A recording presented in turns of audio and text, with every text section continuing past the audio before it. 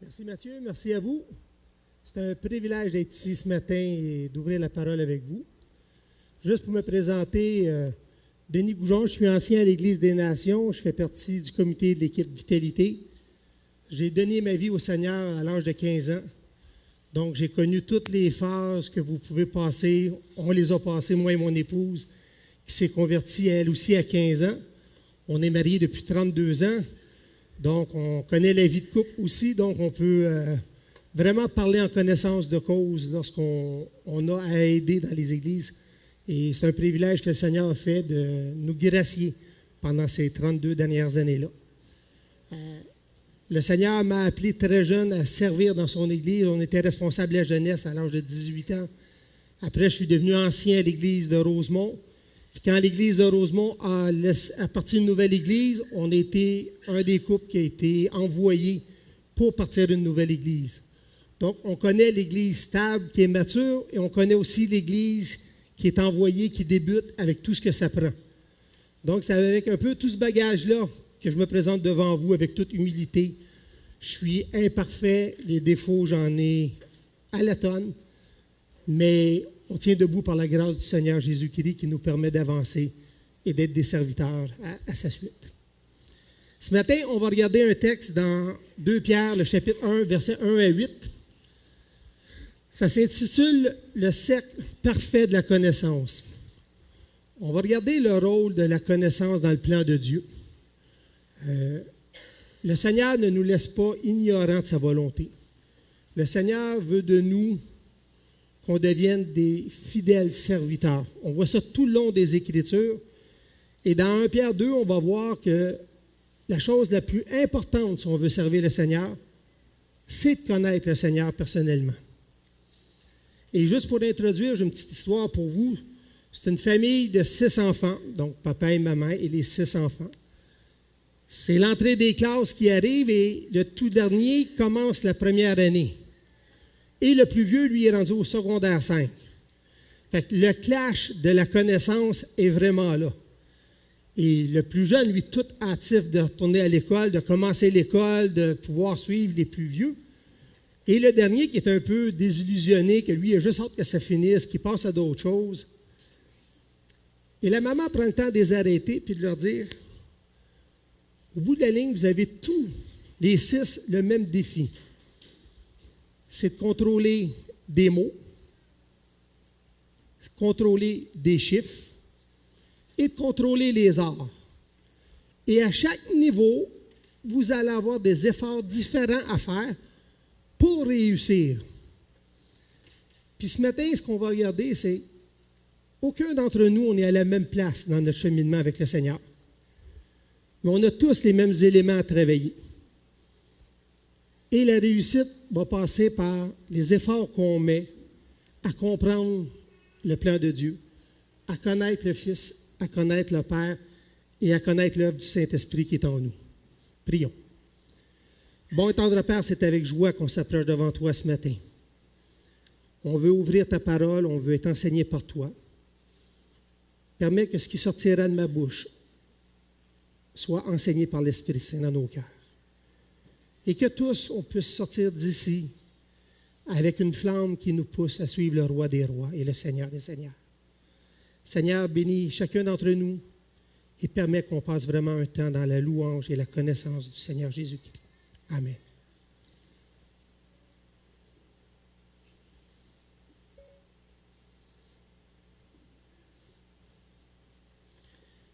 Juste avant d'aller dans notre texte, je voudrais que vous tourniez avec moi dans Jean.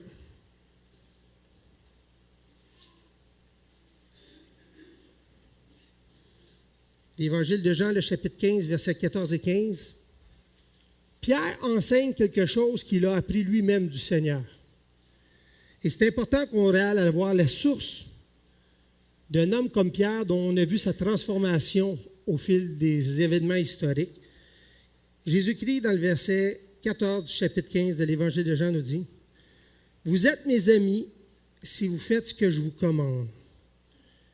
Je ne vous appelle plus serviteur parce que le serviteur ne sait pas ce que fait son maître.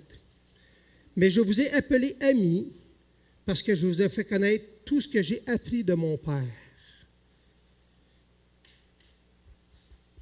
Jésus-Christ a passé plusieurs stades avec les apôtres.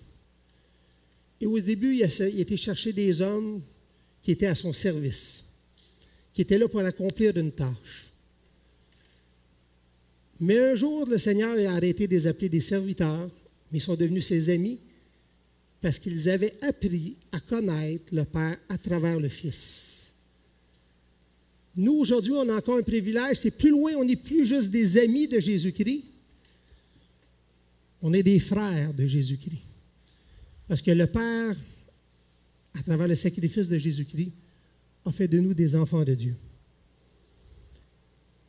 Et parce que le Fils veut nous enseigner, comme il a enseigné les apôtres, c'est important d'apprendre la connaissance de Dieu tous les jours. Ça a coûté extrêmement cher au Père pour qu'on soit appelé des fils du Père. Ça a pris le sacrifice de Jésus-Christ, parce que nos offenses nous coupent de Jésus-Christ. Mais le sang de Christ à la croix fait de nous des rachetés, des enfants de Dieu. Et parce qu'on est enfant de Dieu, on veut obéir au Père. Et à travers l'épître de 2 Pierre 1, on va regarder l'importance de s'efforcer d'apprendre à connaître de plus en plus le Père et le Fils par l'aide du Saint-Esprit.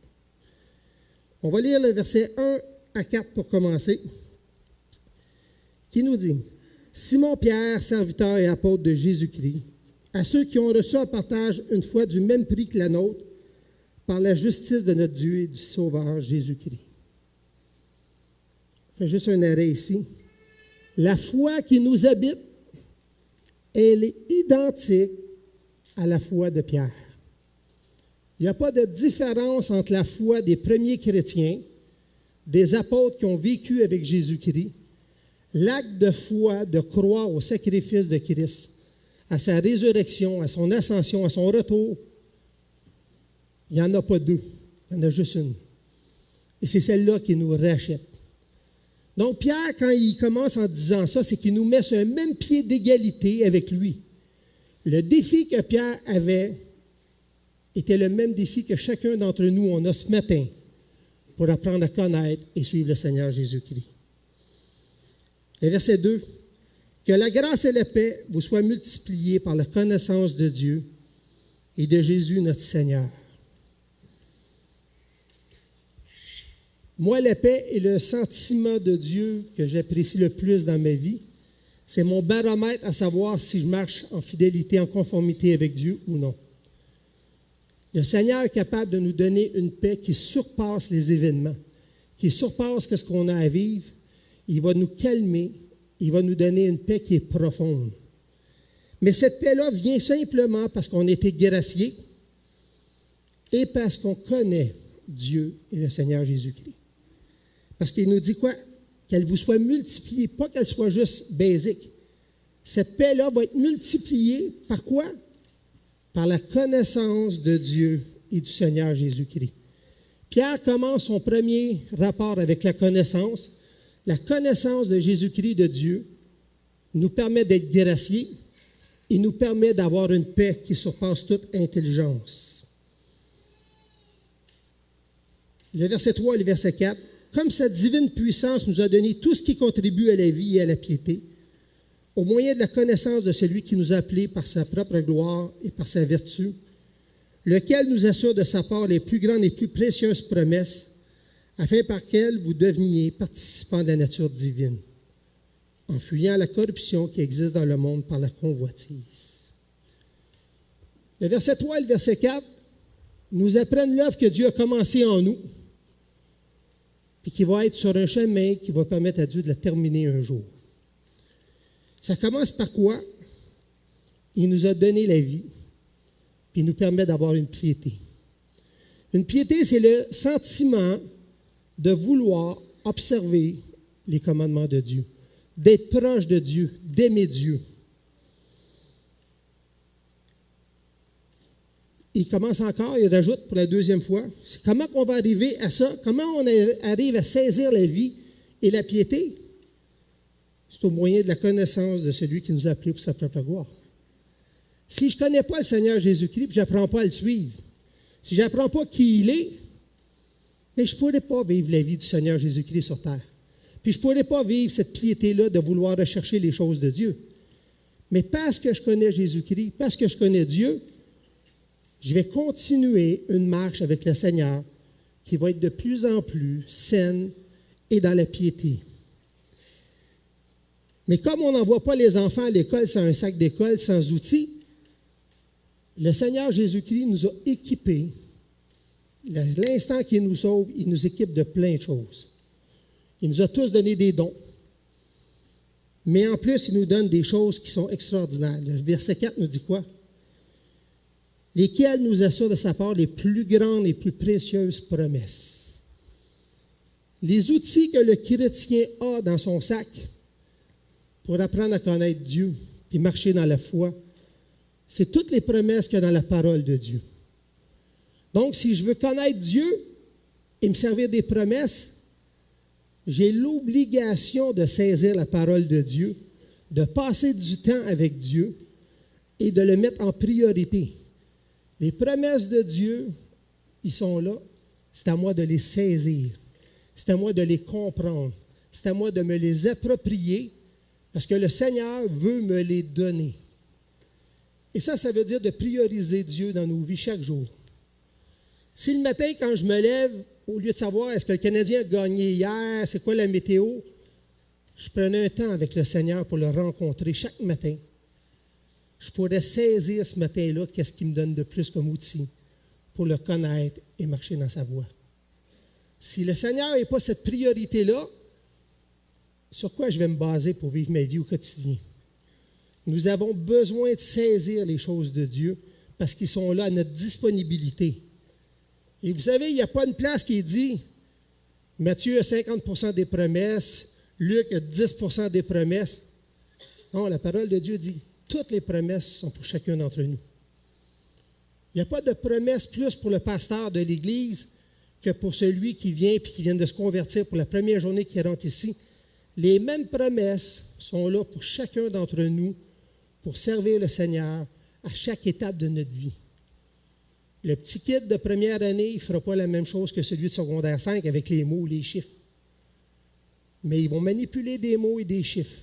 Ils vont contrôler l'art pour faire un dessin différent de leur vie. Mais ils ont les mêmes outils. Et c'est ça que le Seigneur fait pour chacun d'entre nous. Et la chose la plus extraordinaire, il y a une chose qui est maintenue dans l'Ancien et dans le Nouveau Testament.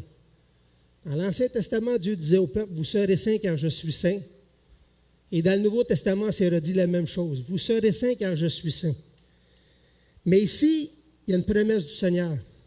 « Afin que par elle, vous deveniez participants de la nature divine. » La minute qu'on se convertit, il y a une transformation qui fait qu'on est déjà citoyen des cieux. Mais le Seigneur ne veut pas que la transformation soit juste pour le royaume des cieux. Déjà, ici-bas, on fait partie. Il y a une transformation en nous qui est commencée, que la divinité de Dieu nous transforme, nous aussi. Parce que Jésus-Christ habite en nous par l'Esprit Saint. Et si l'Esprit de Dieu habite en nous, bien, la divinité habite en nous et nous transforme. Ce n'est pas mes efforts qui vont me transformer. C'est le fait que Christ habite en nous par l'Esprit Saint qu'on va être transformé. Et lorsqu'on réalise qu'on a tous ces promesses-là, tous ces outils-là en nous, il nous reste à fonctionner, à marcher. Et chacun d'entre nous a des étapes de notre vie, on va dire, hey, c'est-tu facile de suivre le Seigneur? C'est-tu le fun de suivre le Seigneur? Le Seigneur, il me bénit, j'ai eu ça, il est arrivé ça. Puis à un moment donné, on traverse un désert et on se dit, Seigneur, il est où le Seigneur aujourd'hui? Qu'est-ce qu'il fait? Pourquoi ça m'arrive? Et là, on se rend compte que c'est pour ça que le Seigneur nous outille. Puis c'est pour ça qu'il veut qu'on le connaisse. Parce que jamais le Seigneur nous a promis une vie sans problème, sans difficulté, sans tourment. Mais il nous promet une chose, c'est de nous outiller pour nous aider à passer à travers chaque chose en pouvant le louer, le célébrer et s'approcher de plus en plus de la perfection qui était en Jésus-Christ. Je vous invite à tourner dans Philippiens 2, versets 4 à 8. Le restant de Pierre va nous aider à être réalistes si on comprend cette partie-là du plan de Dieu. Philippiens 2, 4 nous dit que chacun de vous, au lieu de considérer ses propres intérêts, considère ceux aussi des autres. Ayez en vous les sentiments qui étaient en Jésus-Christ, lequel, existant sous forme de Dieu, n'a point regardé comme une proie d'arracher d'être égal avec Dieu. Mais il s'est dépouillé lui-même en prenant forme de serviteur, en devenant semblable aux hommes, ayant paru comme un simple homme.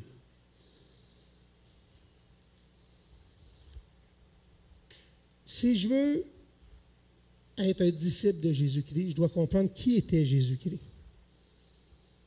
Et ce qui me frappe dans le verset qui est ici, c'est souvent quand on regarde ce verset-là, on voit Dieu, Jésus-Christ, qui est descendu de son trône pour venir ici-bas, puis nous donner la vie éternelle. J'aimerais aujourd'hui qu'on regarde quelle apparence Christ a-t-il pris. Est-ce qu'il a voulu passer pour un héros?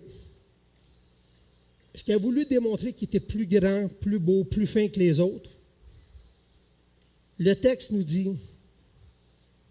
qu'il s'est présenté comme un simple homme.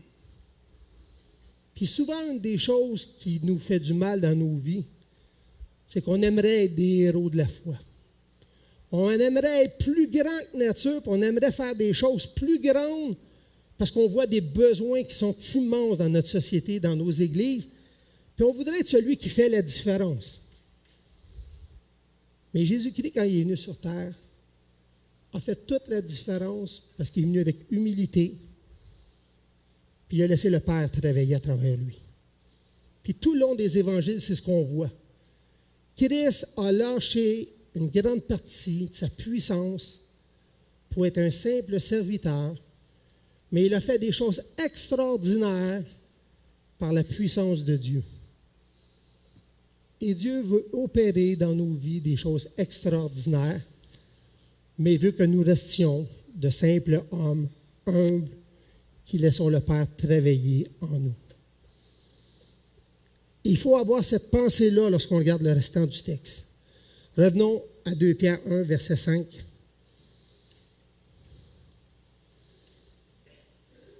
À cause de cela même, faites tous vos efforts pour joindre à votre foi la vertu. Le défi que nous avons est dans ce verset-là. C'est le mot « tous vos efforts ». Et ça nous appartient, à chacun d'entre nous. À chaque stade de notre vie, on n'a pas tout le temps la même force. Un enfant de 5 ans n'a pas la force physique d'un adolescent. Mais s'il met toute sa force à apprendre, il va pouvoir faire des phrases. Il va pouvoir faire des additions. Celui en secondaire 5, il va pouvoir faire de la logarithmique, il va pouvoir faire des choses plus grandes. Mais chacun d'entre eux auront à faire des efforts pour y arriver. Et chaque matin, quand on se lève, on devrait demander au Seigneur, donne-moi la force, Seigneur, aujourd'hui, de faire les efforts nécessaires pour t'obéir et te suivre. Mais qu'est-ce que le Seigneur veut qu'on fasse? À quoi servent ces efforts-là? Puis vous allez voir, le Seigneur ne nous demande pas d'être bon dans nos ministères. Le Seigneur ne nous demande pas d'être bon dans la récitation de versets. Le Seigneur ne nous demande pas d'être Superwoman ou Superman. Le Seigneur nous demande de rajouter des choses dans notre vie pour que lui grandisse dans nos vies. Première chose qu'il faut faire, ça commence par la foi. Premièrement, tout ce qui suit ne peut pas être vrai si je n'ai pas donné mon cœur à Jésus-Christ par la foi, si je n'ai pas fait profession de foi, si je n'ai pas déclaré que je croyais au sacrifice de Christ. Un coup que ça s'est fait, le Seigneur me dit, tu as l'essentiel, tu es sauvé maintenant. Tu es fils de Dieu. Maintenant, voici ce que tu dois faire. À la foi, je dois rajouter la vertu. Et quand on parle de vertu, on parle de quoi? C'est une disposition en agir en accord avec les lois de Dieu.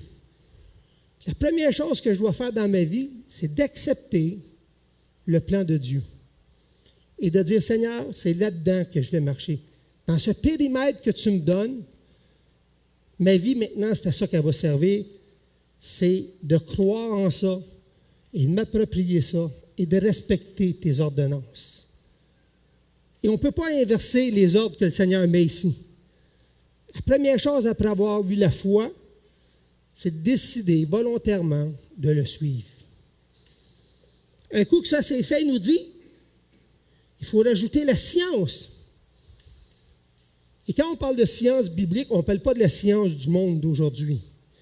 La science biblique, c'est de comprendre les vérités divines, la sagesse de Dieu, et avoir du discernement dans ces choses-là. C'est ce qu'on appelle la science chrétienne. C'est de connaître les choses de Dieu, pourquoi Dieu fait les choses et à quoi ces choses-là vont servir. Un coup que j'ai la foi, j'ai décidé de m'attacher, je dois savoir à quoi je m'attache et à quoi ça va servir. Ça va de soi. Mais beaucoup de gens veulent sauter cette étape-là. La connaissance devient la responsabilité du pasteur, de mon enseignant, de mon époux ou mon épouse qui s'est converti avant moi. Lui, il va me dire quoi faire. Et oui, ça a sa place. Un pasteur est là pour enseigner. Vos frères et sœurs sont là pour vous exhorter. Mais si vous ne faites pas l'effort d'apprendre cette science-là, il va vous manquer des choses essentielles pour le restant de la suite. Donc, il faut personnellement décider de connaître Dieu à une valeur ajoutée. À la science, la tempérance. Je ne sais pas si vous êtes comme moi je suis quelqu'un qui est des fois un petit peu trop émotif. Et le Seigneur m'a appris au fil des années à arrêter de voir les choses comme moi je veux bien les voir, puis commencer à voir les choses comme le Seigneur veut les voir. Donc, de ne pas avoir trop de gros aïe, puis de ne pas avoir trop de gros down, mais essayer de voir le plan de Dieu dans chaque chose qui arrive dans ma vie. Et ça va faire des miracles dans nos vies. Parce que quand je vais voir un frère ou moi-même en état de difficulté, c'est que ce n'est plus un jugement que je vais avoir pour ce frère-là ou cette sœur-là ou moi-même. Je vais savoir que Dieu travaille ma vie. Parce que c'est une chose que moi j'ai appris en 35 années de vie chrétienne, c'est que le Seigneur, quand ça va mal dans ma vie, c'est là qu'il travaille le plus dans ma vie. Puis quand je vois le Seigneur qui travaille dans la vie de quelqu'un que ça va difficilement, je vois souvent ça comme une bénédiction parce que le Seigneur est en train d'enlever des choses puis rajouter des choses qui font mal. Mais pour voir ça, ça prend de la tempérance. Mais on ne peut pas demander aux nouveaux chrétiens d'avoir la même tempérance que le chrétien qui a de l'expérience. Puis c'est pour ça qu'on doit faire un amalgame entre les deux, puis qu'on doit se supporter et s'aider. Parce que tout le long de notre cheminement, ça va grandir et ça va changer. À la tempérance, la patience. Et la patience ne pourrait pas venir avant. Je ne peux pas penser être patient si je ne suis pas tempérant. Donc, je dois commencer par être en contrôle pour être patient. Et quand la parole de Dieu parle de patience, on doit réaliser que Jésus-Christ et Dieu le Père sont les plus grands modèles de patience. Si le Seigneur fait encore aujourd'hui que je peux être devant vous, c'est parce qu'il a été patient avec moi, parce que je n'ai pas été toujours le chrétien qui était joyeux d'être un chrétien. J'ai vécu des passes où je me suis éloigné du Seigneur, puis c'est le Seigneur qui m'a ramené.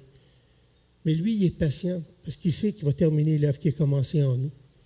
Puis chaque fois que je suis confronté à un frère ou à une sœur, si je pars avec le principe que l'œuvre qui est commencée, Dieu va la finir, mais je m'arme de patience parce que ce n'est pas mon temps à moi, c'est le temps du Seigneur. Et ça, on doit être patient les uns avec les autres. On doit être patient pour voir l'œuvre de Dieu dans nos vies. C'est primordial. À la patience, la piété. La piété, c'est l'attachement à Dieu, rendre honneur à Dieu.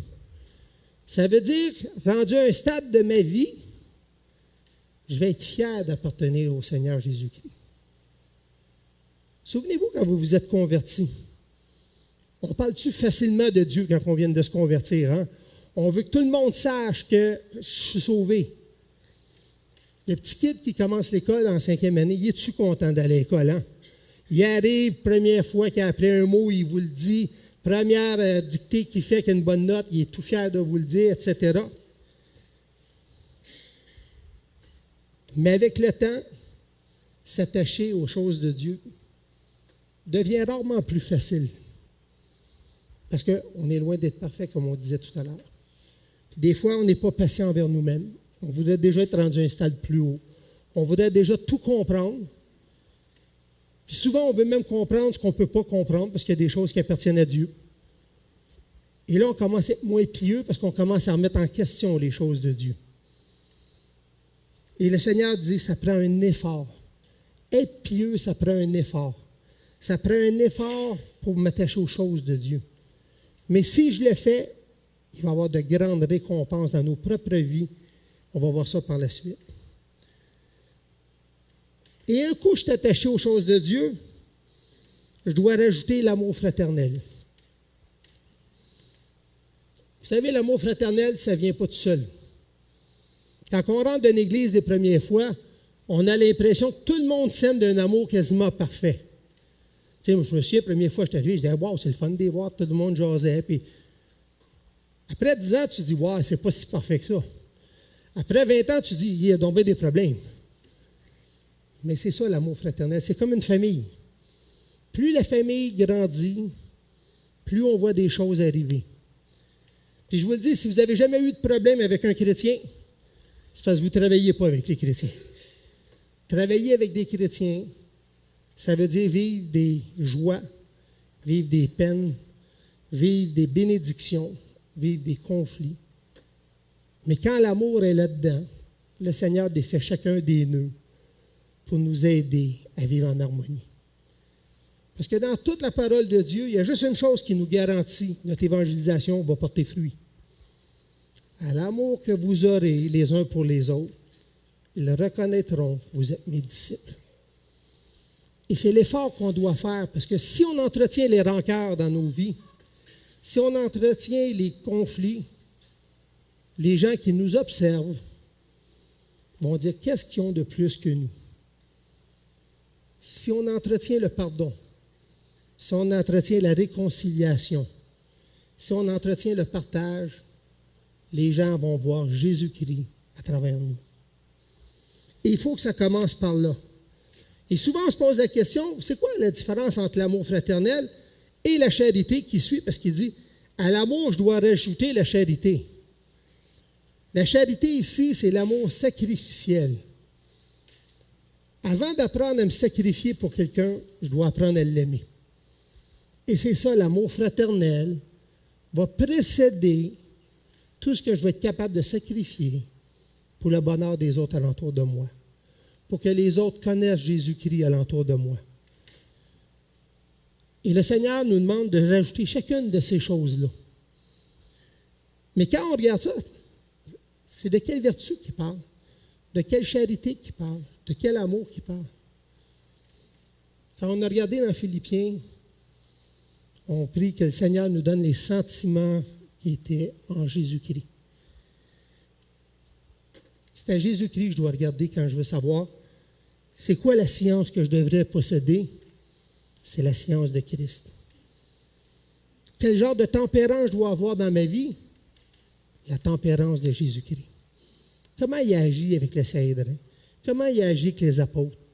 Comment il les a repris avec douceur? Comment des fois il était capable d'être sévère aussi? C'est ça que je dois posséder. C'est comment Christ était dans les situations. La patience. 3 ans à former des apôtres pour au moment où tu en as besoin, ils dorment au lieu de prier. Quand je suis amené à mourir pour eux, ils fuient. Celui qui a eu le courage de descendre le plus loin, il m'a renié. Et quand le Seigneur ressuscite, qu'est-ce qu'il fait?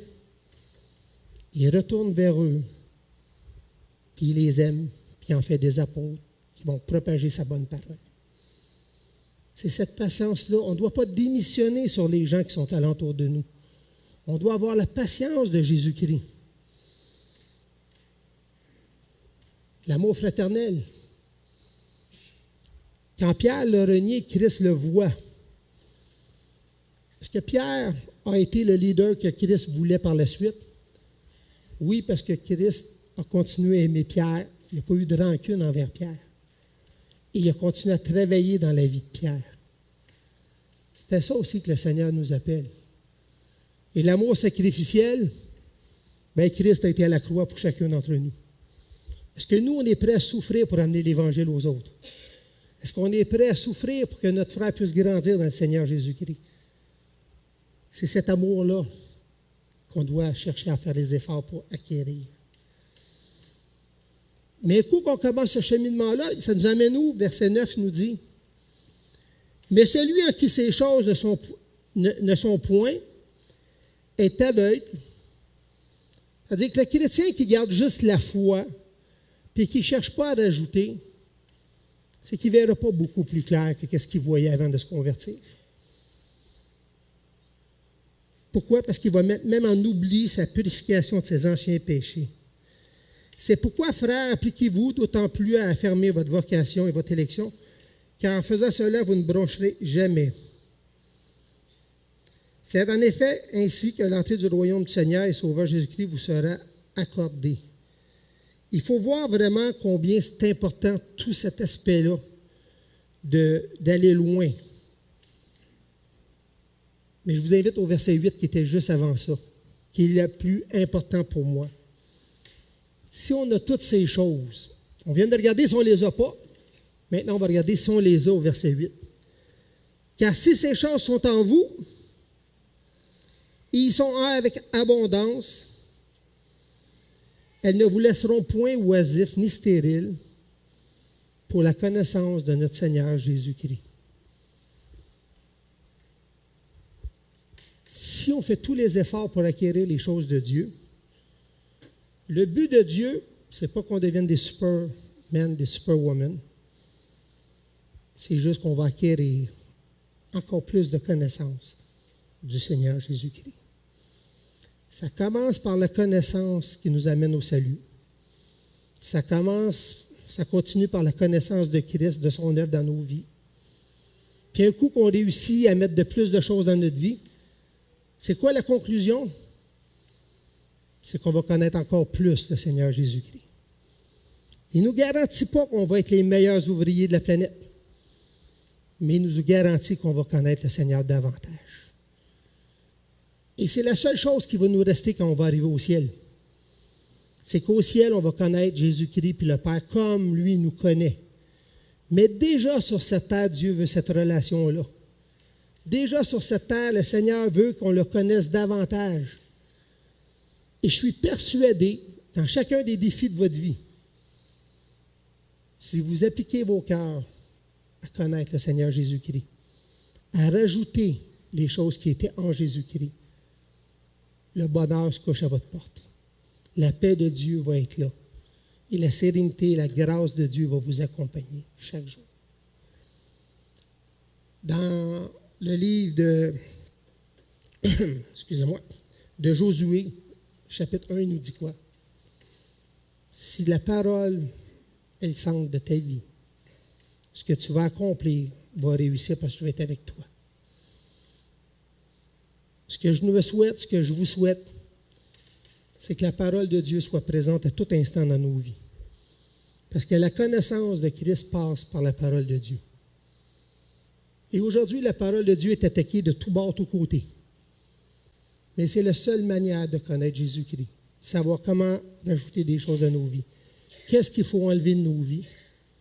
Et si on prend du temps dans la parole de Dieu, le Seigneur va raffermir notre foi, va nous aider à passer à travers les vies quotidiennes et faire de nous de bons et fidèles serviteurs. Que le Seigneur bénisse sa parole.